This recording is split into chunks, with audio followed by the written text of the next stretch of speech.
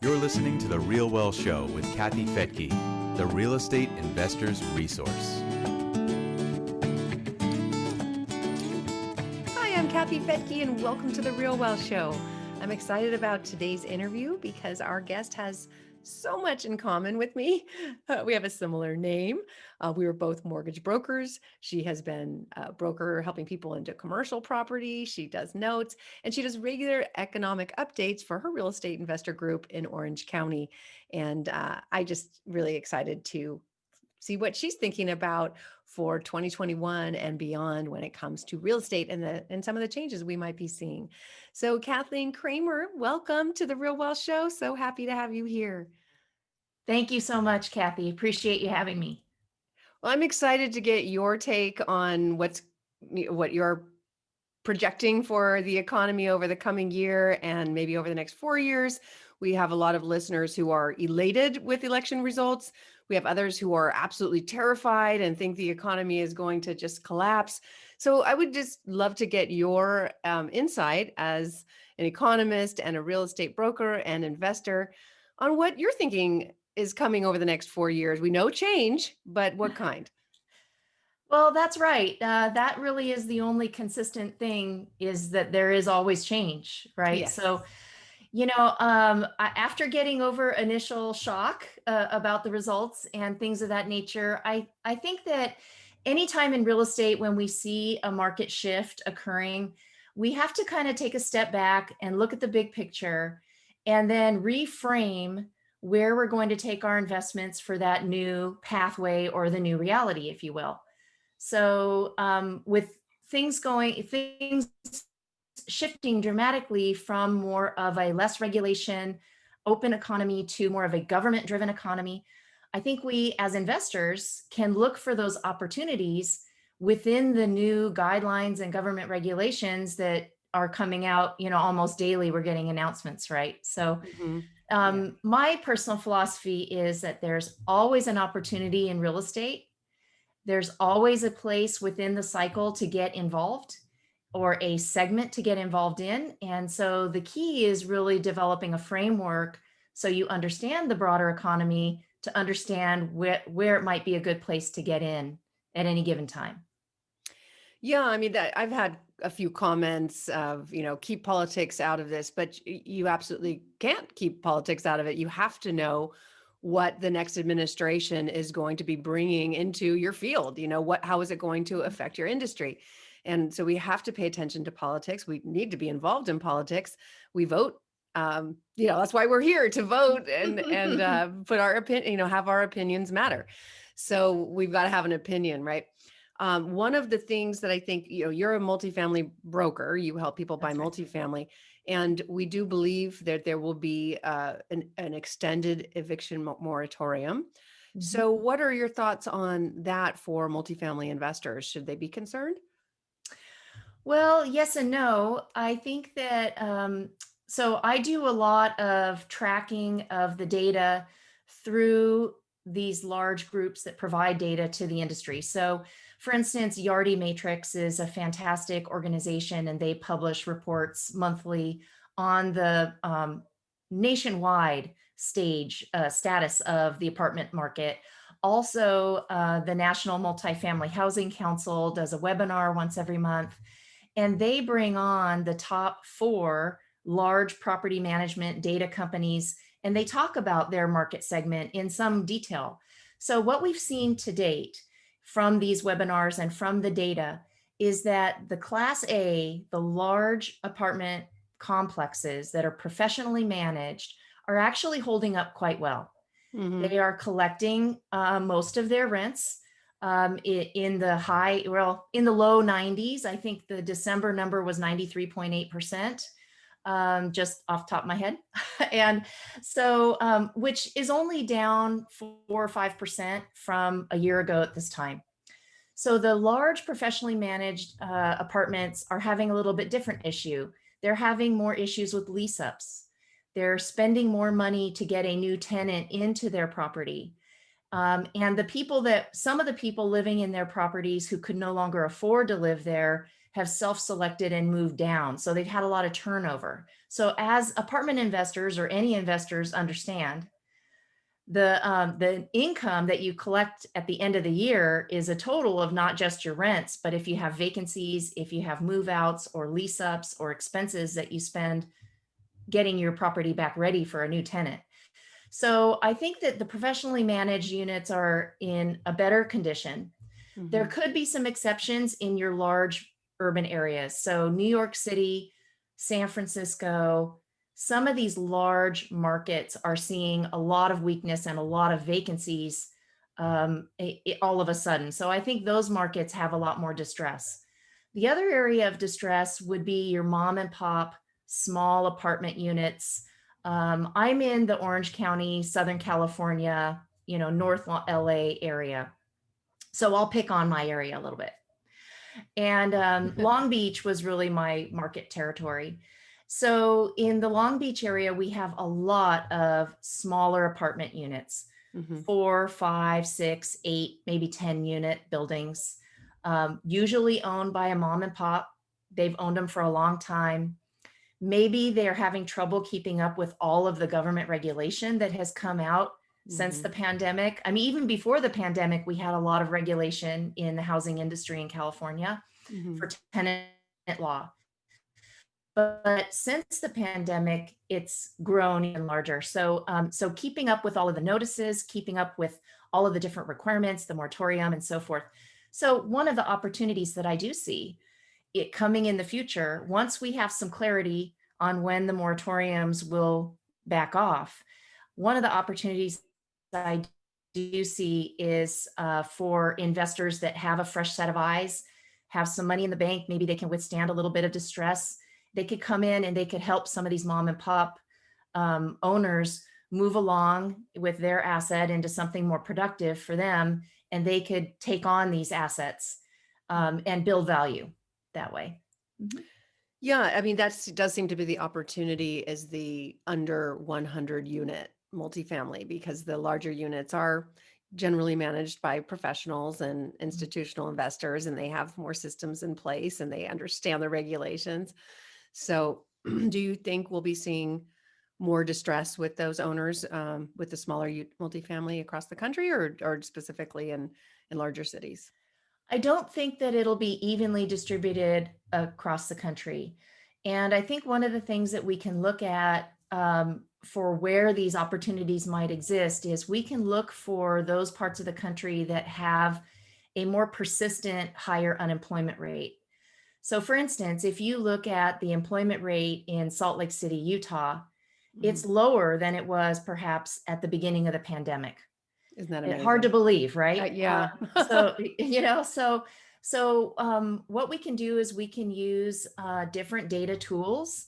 The Federal Reserve Board out of St. Louis, it's the St. Louis Fed, they call it Fred. Mhm. You can Google that. They have some fantastic charts and data tools where you can literally put in a zip code and it will give you the breakdown of the unemployment by category. Then you can search by education level, by income level, all of these different variables. So if your investors are interested in digging and drilling down, and I know your company does a lot of this economic research for them, which is super handy, right? Because anything you can have be done for you ahead of time is super helpful. But for investors that are looking for opportunities, I think if you're really looking for the distress, you're going to have to be willing to take some risk on to get the big rewards. So if you're Yeah. going to do that, then you want to look for areas that have been harder hit with the unemployment, however, but maybe have the potential to bounce back once the Right. economy comes back. So again, Long Beach is a great example of that. We have been very hard hit in the LA greater metro.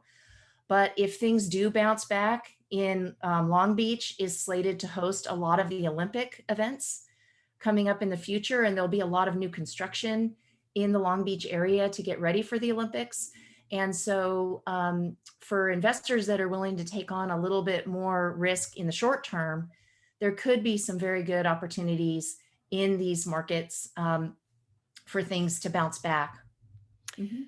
Yeah, I mean, that was some of the research I did on my 2021 housing predictions is that some of the bigger cities are hurting more, but they tend to bounce back faster when things recover.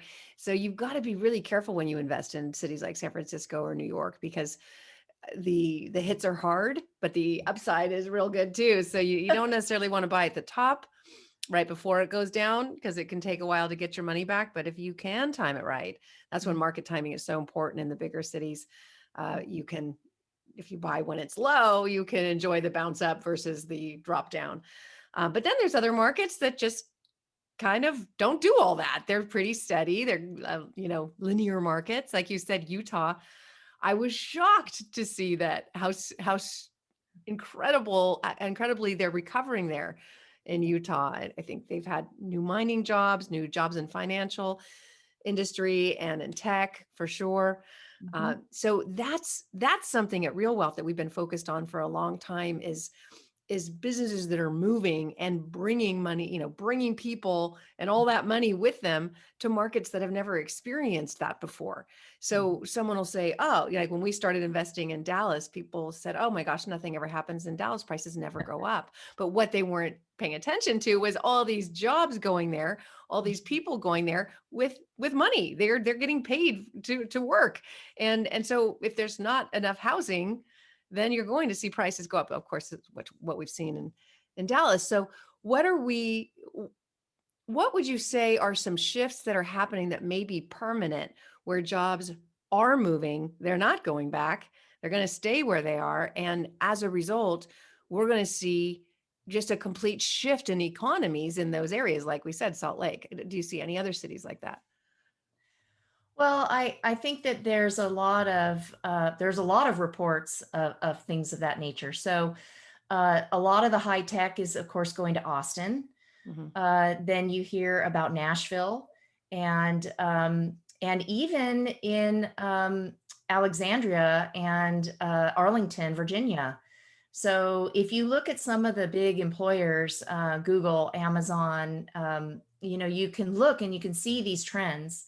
And so for an investor that wants to follow those trends and who wants something that's a little more passive, then I think it makes so much sense to just kind of follow along. I know, Kathy, you've heard the phrase "don't fight the Fed." So Yeah. don't try to fight the trend. Yeah. Why would you try to fight the trend? Doesn't Yeah. make sense to fight it. Just, if you can flow with and you can understand, but look a little bit farther ahead.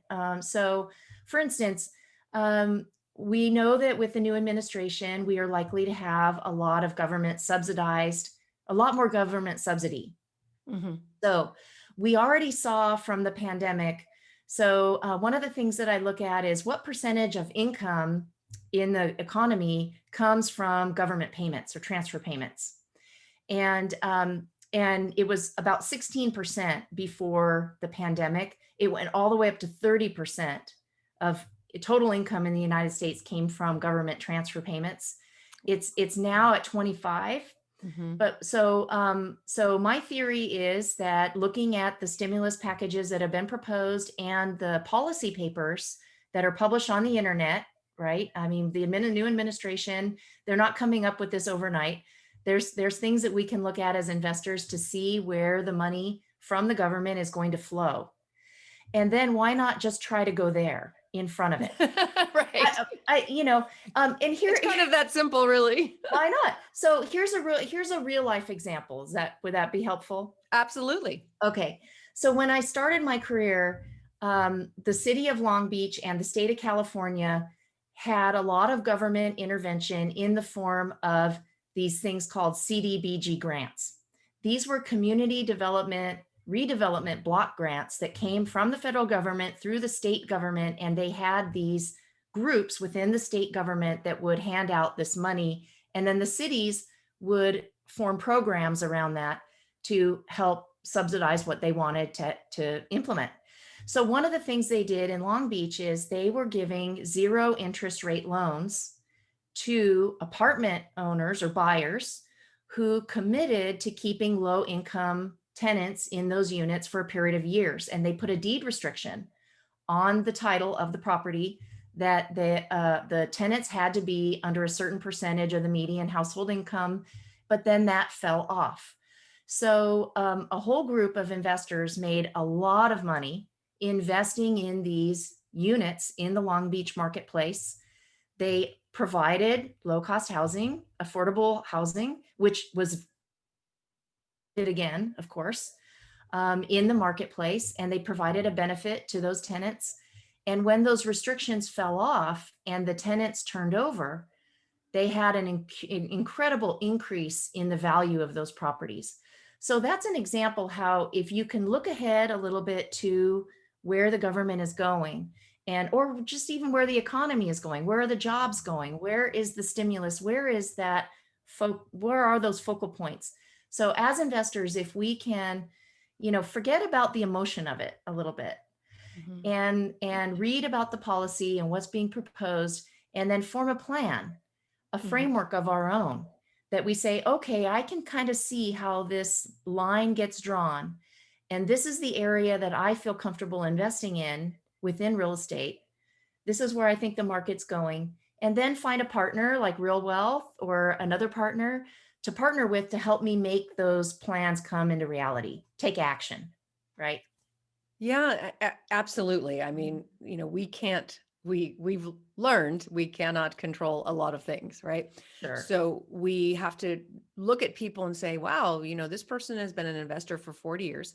There's been many administrations that they've gone through, and they've just, like you said, had to work with those changes. And some of the changes that we're going to see, it's not really a change, actually. It's just more of the same.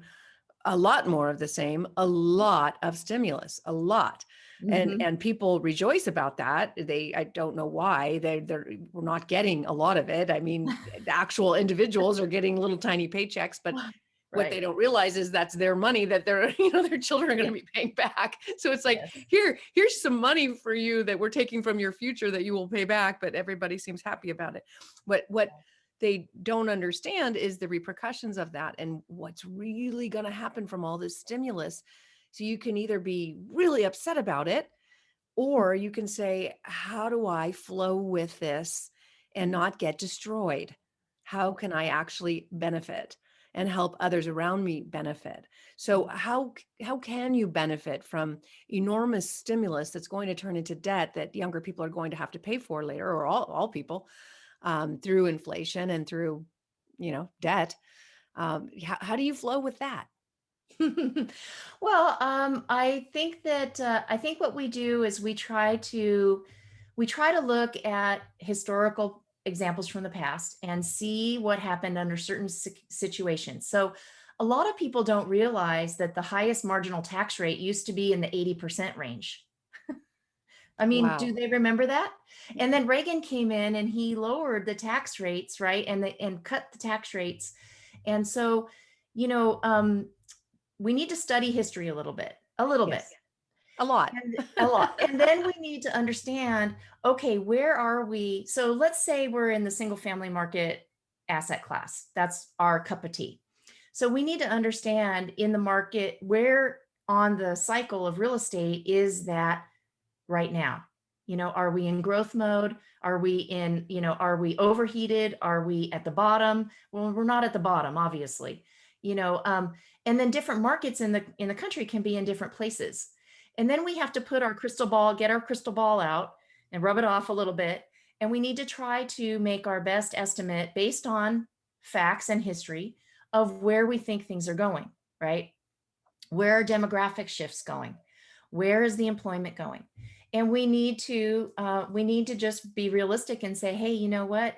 I think that with all this government stimulus in the past, when the government has printed a lot of money and put it into the economy, we've had inflation. So, and we have other examples in history of this type of inflation, not just in the United States. So, what are the things that I need to invest in when there's an inflationary environment? Well, hard assets. Well, real estate is a hard asset. And if I could buy something now, right? Let's think about urgency. If I could buy something now, I'll buy it with today's dollars. I can borrow and use leverage in today's dollars, pre-inflation dollars. I have a very low interest rate environment right now. So be reasonable, use appropriate leverage. Okay. My license plate is leverage. That's my license plate because my first life, in a previous life, I was a mortgage lender. Like me. So anyways, using an appropriate amount of leverage, but using leverage because you're borrowing in today's dollars, you're borrowing at today's interest rates. And so if our belief is that inflation and interest rates will be going up, and the value of that property will inflate, your rent that you collect will inflate with the inflation, but your mortgage payment will not if you're on a fixed rate loan. So borrow what you can at the best rate you can and get that locked in on a nice long term, okay, 30 years if you can, or the longest term you can if it's an apartment loan. Then wait it out. If they're talking about getting rid of the 1031 exchange, well, then you need to be thinking about buying an asset that you wouldn't mind holding on to for a while until the pendulum swings back the other way, right? Or there's another solution for disposing of that asset. Very good advice. Yeah, I think that's probably why we've seen such demand for housing, such demand for real estate across the country, prices going up. It's one of the reasons is a lot of people see that you can lock in these low rates, that we have a shortage of housing and it's expensive to build it. So there's no way you could, it's buying existing properties probably cheaper than buying new. So will likely continue if payrolls are going up and construction costs more and materials cost more and fees are higher. So yeah, that explains a lot of why people are flocking to real estate to lock in those low rates. I cannot believe we're in the middle of a refi right now. I cannot believe the rate we're getting. It's unbelievable. Having been in the mortgage industry, I got into the mortgage industry when rates got down to about 7%. I think it was 7%. And my dad was so excited. He could hardly stand it because he had been on a 9% rate. And he's like, oh my gosh, I'm refining into a 6%. And I didn't really understand what all that meant.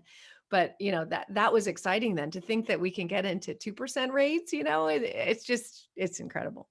So yes, lock them in. Yeah, lock them in, lock and load. Yep. And yes. So, and that's how I got my start in real estate. Also, I became licensed in 1994, and I worked for a top producer at a loan company and a mortgage company. And what I noticed, and he was a top producer, so we had this high amount of volume from the get-go. And when you see that many files go across your desk, you start to notice trends with people's tax returns and so on and so forth. And that's how I became a real estate investor. I started to notice the people who had the most income at retirement or the most options were the ones that were real estate investors. Now, they didn't necessarily pay the most in taxes. As we both know, there's all these shelters that are built into the system, which we hope we get to keep. But at any rate, regardless, over time, making that investment on a fixed rate loan, that payment never changes, but your rents and your potential to earn more income goes up over time. And so that delta, if you will, or if you pay off that loan over time when you're ready to retire, that is life-changing. As you know, you've been around so many investors and your own story. I'm very similar. My husband and I, in 2000, we bought a house in Huntington Beach. I think our first was at 7 3/4 on a 5-1 arm. And our second was at 11 3/4. We did an 80-10-10 stated income. I mean, it was all the things that could go completely wrong, right? But because we were in the right part of the market cycle when that happened, rates were coming down, values were going up, and that property doubled in value over the next 5 years. And we were able to capture some of that equity and buy fourplexes and buy other properties and invest, and then just continue to reinvest to where now, if we don't want to work, we don't work. We want to work. We like to work. We like to add value to people and help them and help ourselves and our family. But Kathy, the freedom that can come from that kind of perspective. And so at any rate, so that's what's exciting about real estate to me, is that there's just so many different opportunities and different ways to invest and get involved. There's so many asset classes, and it really is just about maybe picking one to start with, becoming very good at that one. And then if things change, or as your personal economy changes, then look for ways to move up a little bit, or tweak that. But it doesn't never has to be major. It doesn't have to be this big, huge, dramatic thing like, oh, I'm just gonna be this, we don't all have to be multi-billionaire real estate investors to create an amazing life. Absolutely. I mean, that's what we teach is you can get up to 10 government-backed loans locking in these low rates, but you can get them on 1 to 4 units. So you can technically get 40 units with one person, and if you were able to buy that many fourplexes, and if you're married and are able to qualify separately, it could be 80 units, but not everybody wants that. We have helped thousands of people just get their 10. Just take the 10 government loans that are, Fannie and Freddie backed, that are low interest rates today. And, like you said earlier, the government tends to, support investment that they want. They wouldn't offer 10 government backed investor loans if they didn't want people doing that. Right. Mhm. And it certainly wasn't taken away during the Obama Biden administration. And I don't think that opportunity is going to be taken away in the next one, because rental housing is needed. It's needed, and there's financing for it. So take it. It's cheap. But we have helped so many people buy, the 10 properties through the Fannie or Freddie loans, and you take the cash flow, pay off the first house, take the rest of the cash flow, pay off the second, to where they can own them free and clear in 12 to 15 years if they buy right with enough cash flow. And that's enough. That's enough, because with inflation and potentially other investments that you have for retirement, depending on the lifestyle you want, it's enough. Because really what we're trying to achieve here is the increase of personal freedom, the increase of hours that you can choose to do what you want with. And it doesn't take a lot of money to do that, unless what you want to do is really super expensive. But for most people, it's Right. not. Honestly, for most people, they want to spend time with their loved ones. They want to go paint things, or work on their garden, or go for a bike ride, or go to the beach, whatever. Like, the things that we want to do for the most part are not that expensive. Unless you're like my husband, who likes to heli-ski and wants to jump out of a helicopter in the middle of the Alps somewhere. But, I wish he just would prefer the ocean. It's free. Well, that keeps us working a little harder, right, Kathy? That's right. I have to buy. Always, we have those dreams and aspirations, which is fine. I mean, that's what life is really about. It's very exciting, and I have a lot of investors. So the last 6 or 7 years, I've been giving back to the community by doing these market updates. And the question I get all the time is, is it a good time to buy? What should I buy? And Yeah. so I think one thing that people can kind of take away is that the first thing is, you need to know yourself. You need to understand, how many hours do I want to put into this project? How much time do I have in order to do research? How much money do I have to invest? And then where's my knowledge base and my comfort level? Now, I always encourage people to get outside their comfort zone, but when you're first making your first investment, you also want them to take that first step, right? You got to actually get into action to create the result. So in my book, I call it the FAR method, which is framework, which is knowing yourself, getting the knowledge that you need to make that first step into whatever asset class you pick, taking action, maybe with the help of a mentor, right? Usually with the help of a mentor, definitely with the help of a team, because you're going to need your lender and your property manager and your insurance person and all those things. And then that leads to results. But just having the framework doesn't help. Just going to podcasts, going to meetings continually, you're never going to get anywhere until you put the A in, the action in, That's so right. getting stuck in the seminar process can really hook people, and it feels good to continue with the building of that knowledge, but it never really turns into a result unless you take a little bit of a risk by taking that action and taking that next step. Okay, I mean, I think one of the things, when I was young, my parents, when growing up, I always recognized that buying real estate was a good investment. I saw my parents' home go from, they bought it for $55,000 to when I left for college, it was worth almost $1 million. And that, I saw that growth growing up as a kid, right? Yeah. So I had it in my brain already. But some of the people that are coming up now, the youth that are coming up now, don't have that same frame of reference, because when they were kids, their parents may have lost their house to foreclosure. They Hmm. saw values plummet. They were raised in the global financial crisis. So again, to your younger listeners, get some of that historical background, look at some of that history, and try to read as much as you can. I remember in my 20s, I read Kiyosaki's book came out, Rich Dad, Poor Dad. And then I read his book about building wealth and the quadrants.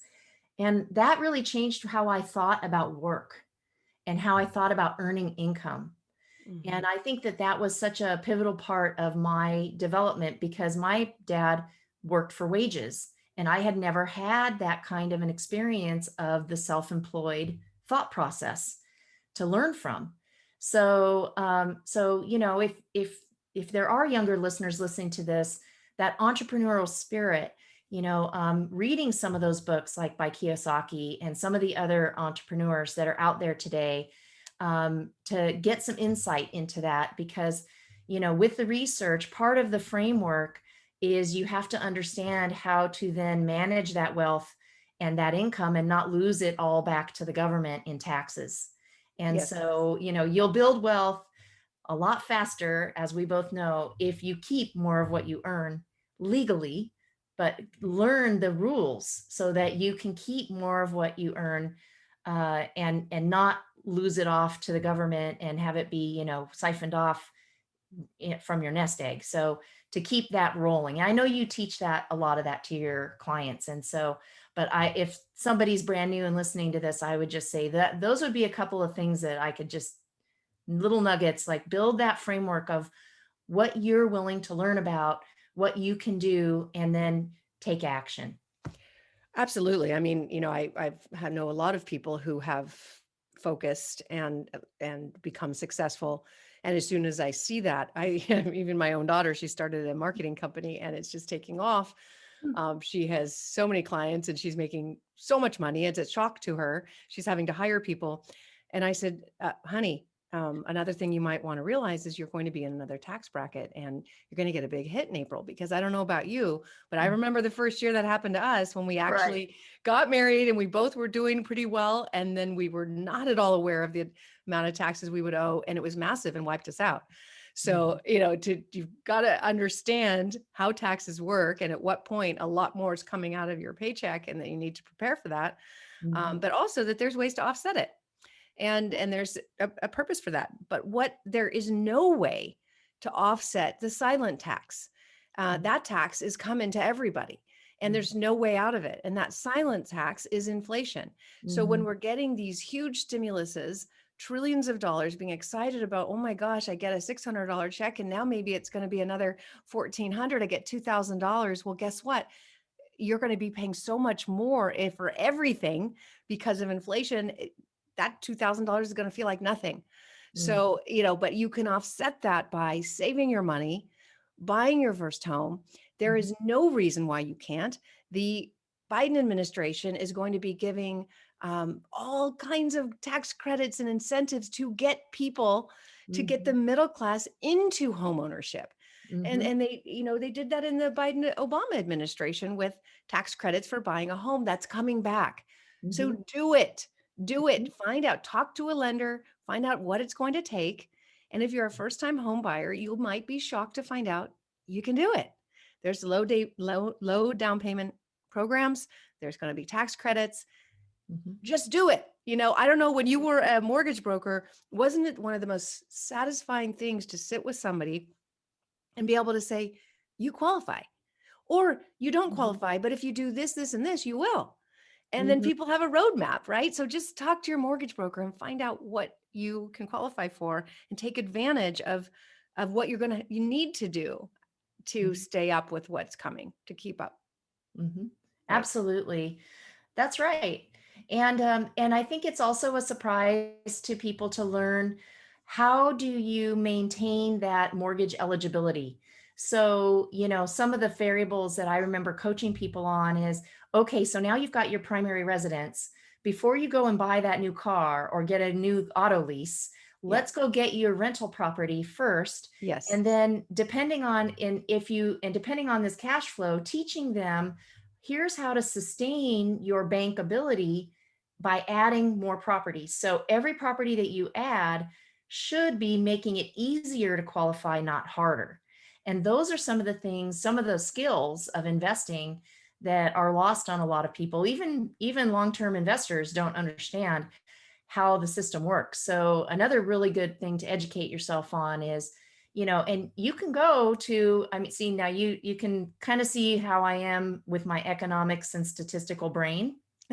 I'm a research girl, right?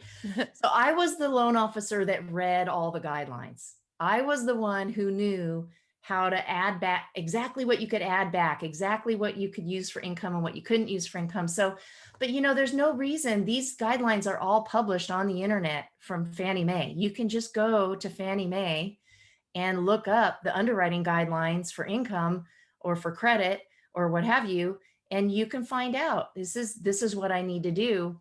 And of course, that could be made a lot faster by finding a really good loan officer to work with who understands income property. But these are some of the skills in building this framework, about, if this is my goal and where I want to get to and how much income I need to replace my W-2 job or whatever goal it is. My goal was to take care of my parents. So I knew I needed a pretty nice monthly income to take care of, because elder care is one of the most expensive types of care. So, Yeah. these types of things you need to understand as an investor, and then you can back into it. But again, don't let the big, hairy, billion-dollar goal scare you off. It's more important to take that first step and get into action, and whatever you need to do to get into action. I think now is the time, because the inflation is coming, and anybody that gets in now, I believe truly is going to be happy that they did, especially if you can get into something at or under replacement costs. Yeah. If you can get into something at or under replacement costs, that, because those replacement costs are just going to be going up, and that will put a floor under that investment. It gives you a safety net, so to speak. Yeah, and if you can, have your first property maybe be a fourplex, and you can get the low interest rate financing, FHA loan or something, 3% Mhm. down, and already be a landlord, live in one unit, rent out the rest. That would be a great place to start, right? Exactly. It might not That's be your right. dream home, but it's a start. That's right. You have to Yeah. start somewhere. And so, so really that's kind of what I'm about these days, is helping people get started or figure out where they need to be in the spectrum of real estate. There are some more advanced investors that I talk to who are just saying, gosh, here's my mix of stuff. What do I do next? And so I love having those kinds of conversations with people. So anything else you'd like to share today? Yeah, I think I'd like to just share a couple of ideas that I have for more experienced investors. Okay. So, because I think there is a lot of opportunity in the distress and in the cycle that we have. So, Hmm. one of the resources that I watch is the Mortgage Bankers Association, and they are tracking a lot of distress in the commercial market space, in the lending. Hmm. So, this is a foretelling of where the REOs, or where those opportunities for buying distress might come up. So, I'll give you an example. So we all know that the hotel and leisure industry has been very, very hard hit. In fact, Yeah. as of September, over 35% of the mortgages on hotel properties were in some form of distress or default, had Wow. missed at least one payment, which is a huge number. Yeah. And this is according to the Mortgage Bankers Association. I think it's higher than that now. So one of the investors that I know, what they did is they went to a distressed property in a major market and a hotel property that was floundering. And they negotiated with that owner and they acquired that property. And then they turned around and they went to the state government, the government of that state, and they negotiated a master lease for those units. So they're going to put long-term tenants in this hotel property. They have to do a few little renovations. It's not a huge project, but I think that's an incredible idea of, and because we need the housing, right? Mm-hmm. And we need the housing at all different levels. And perhaps having the housing at that level, which is not, it's not the entry level housing of what they did, but that might free up some apartment units at the entry level that are, needed in that market space. So I think that for those people that have been in the industry for a while, that have some cash and have some network, they may want to look for some distressed opportunities in that regard. And then, of course, we're also looking at a few opportunities, and we're still seeing how this is going to develop in on the note side of the business, which is the side that my husband and I are in currently. Yeah, well, we'll have to bring you back to talk about notes. That's definitely the more passive investment of all, or the most. Exactly. The advance that's for the investor that's tired of the termites and the toilets and the tenants, right? When you're done with the 3 T's, or you just can't stand your property manager any longer, Yeah. then getting into the note business is another very interesting. You said that's a long conversation for another day. Sounds great. All right. Before I wrap up, anything else? No, I think that was good. Okay. Yeah. Okay, great. Oh, well, Kathleen, it's always a pleasure to talk to you and great to have you here on the Real Wealth Show. I look forward to your next economic update to let us know what changes we might be expecting. Yeah, I look forward to having you back. Thank you so much. Fantastic. Thank you, Kathy. Take care and be safe, everyone. And thank you for joining me here on the Real Wealth Show. You can watch my 2021 housing forecast at realwealthshow.com. Just click on webinars and you'll find it there. I share a lot of data, a lot of the information that we discussed on today's show. You can see with slides and graphs and get an idea of maybe what's coming in 2021 for the housing market. A lot of people were surprised to see prices going up over this past year during a pandemic, but we were not surprised, and we were kind of sharing details and graphs and charts back in March as to why we thought, no, actually last January, but then when the pandemic came in March as well, because we knew the supply demand factors, that there was less supply, more demand, even more demand, since more people were staying at home. So we actually were one of the few groups predicting that prices would go up and that there would be more applications for rentals than ever, and rents would even go up. And that's what's happened, even with eviction moratoriums in place, even with forbearances. These are just going to turn into loan modifications for the most part. People will just make those missed payments at the end. So these are some of the things that we predicted. You can see why with my 2021 housing forecast, again, at realwealthshow.com. Thanks for joining me.